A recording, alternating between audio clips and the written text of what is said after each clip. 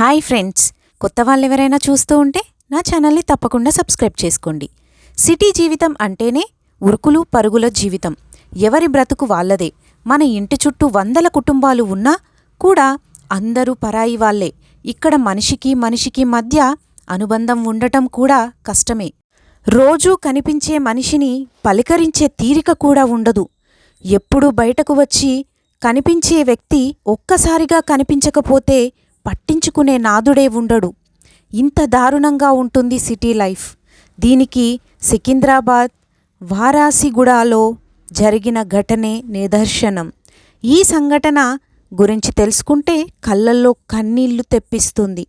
తల్లి చనిపోయి వారం రోజులు అవుతుంటే తల్లి దహన సంస్కారాలకు డబ్బులు లేక, ఇంట్లో పెద్ద దిక్కు లేక, ఏం చేయాలో తెలియని స్థితిలో ఇద్దరు కూతుర్లు డిప్రెషన్లోకి వెళ్ళి 9 రోజులుగా తల్లి శవాన్ని ఇంట్లోనే ఉంచుకున్నారు. ఆ తల్లి ఎలా చనిపోయింది? ఆమె భర్త ఏమయ్యాడు? తల్లి శవం పక్కనే ఎందుకు సూసైడ్ చేసుకోవాలనుకున్నారు? ఆర్థిక పరిస్థితులే కారణమా? ఉస్మానియా యూనివర్సిటీలో పనిచేసే రాజు అనే వ్యక్తితో 26 ఏళ్ల క్రితం లలితకు వివాహమయ్యింది. వీరి అన్యోన్య దాంపత్యానికి గుర్తుగా వీరికి ప్రవళిక, యశ్విత అనే ఇద్దరు కూతుర్లు జన్మించారు. ప్రస్తుతం పెద్ద కూతురు ప్రవళిక వయసు 24 కాగా యశ్వితకు 22 ఏళ్లు. చాలా కాలం హ్యాపీగా ఉన్న ఫ్యామిలీలో ఒక్కసారిగా మనస్పర్ధలు మొదలయ్యాయి. తరచూ భార్యాభర్తలు ఇద్దరూ గొడవలు పడుతూనే ఉండేవాళ్లు. దాంతో భర్తతో విడిపోయిన లలిత ఒంటరిగా తన తల్లి వెంట కుటుంబాన్ని నెట్టుకొచ్చింది. ఈ మధ్య తల్లి కూడా కాలం చేసింది. తల్లి మరణంతో కృంగిపోయింది లలిత. ఆర్థిక ఇబ్బందులు ఎక్కువయ్యాయి. ఇద్దరు కూతుర్లు ఈ ఆర్థిక ఇబ్బందుల వలన చదువులు పూర్తి చేయకుండా మధ్యలోనే ఆపేశారు. రవళిక బట్టల షాపులో పనిచేస్తుంది.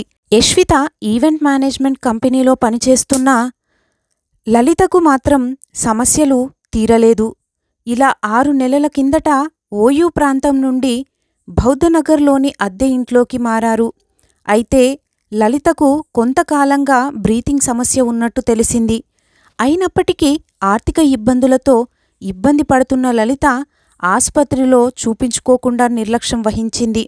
పైగా 3 నెలలుగా అద్దె చెల్లించట్లేదు. దీంతో జనవరి 21న ఇల్లు ఖాళీ చేస్తామని యజమానిని గడువు అడిగింది. ఇలా ఒంటరి ప్రయాణంలో ఓదార్చే దిక్కులేక లలిత జనవరి 22న రాత్రి నిద్రలోనే కన్నుమూసింది. అకస్మాత్తుగా తల్లి చనిపోవటంతో కూతుర్లిద్దరూ తల్లి మరణంతో డిప్రెషన్లోకి వెళ్లారు. తల్లి శవానికి దహన సంస్కారాలు చేయటానికి కూడా డబ్బులు లేవు. దాంతో వారిలో వారే కుమిలిపోయారు. తల్లి మరణించిందని ఎవరికీ చెప్పలేదు. ఇలా అంత్యక్రియలు కూడా డబ్బులు లేక, తినడానికి తిండి లేక తీవ్ర మనోవేదనకు గురయ్యారు. సూసైడ్ చేసుకునేందుకు కూడా ప్రయత్నించారు. పదునైన వస్తువులతో ఇద్దరూ గొంతు మణికట్టుపై కోసుకున్నారు. 9 రోజులుగా ఒక గదిలో తల్లి శవాన్ని ఉంచి మరో గదిలో బిక్కుబిక్కుమంటూ కాలం వెళ్లదీశారు. ఇంటి ఓనర్ 2 సార్లు వారి వద్దకు వెళ్లినా విషయం చెప్పకుండా దాటేశారు. చివరికి శుక్రవారం ఇంట్లోంచి బయటకు వచ్చి తల్లి చనిపోయిన విషయాన్ని స్థానికులకు చెప్పారు. తల్లి దహన సంస్కారాలకు ఆర్థిక సాయం కోసం ప్రయత్నించారు. సీతాఫల్ మండిలోని సికింద్రాబాద్ ఎమ్మెల్యే క్యాంప్ ఆఫీస్కి వెళ్తే సాయం చేస్తారని స్థానికులు చెప్పటంతో అక్కడికి వెళ్లి తమ బాధను చెప్పుకున్నారు. దాంతో స్పందించిన క్యాంప్ ఆఫీస్ సిబ్బంది వారాషి కూడా పోలీసులకు సమాచారం ఇచ్చారు. Chilkalguda ACB Jaipal Reddy, CI Saidulu, admin SI Sudhakar ఘటన స్థలానికి చేరుకొని లలిత డెడ్ బాడీని గాంధీ ఆసుపత్రి మార్చురీకి తరలించారు. అంబర్పేట్లో ఉన్న లలిత సోదరుడితో మాట్లాడి అంత్యక్రియలు పూర్తి చేసేందుకు ఒప్పించి అనుమానాస్పద మృతిగా కేసు నమోదు చేశారు పోలీసులు. దీని గురించి ఇంటి ఓనర్ని అడిగితే గత నవంబర్లో ఇంట్లో అద్దెకు దిగారని, 3 నెలలుగా అద్దె చెల్లించడం లేదన్నారు.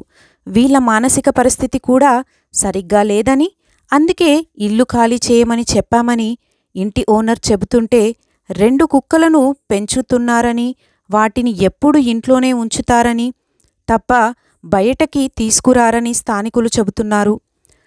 Thank you friends. మీకు గనక ఈ వీడియో నచ్చితే వెంటనే సబ్స్క్రైబ్ చేసుకోండి. అలాగే మీ యొక్క అభిప్రాయాన్ని కామెంట్ చేయండి. Thank you for watching. Like చేసి షేర్ చేయండి.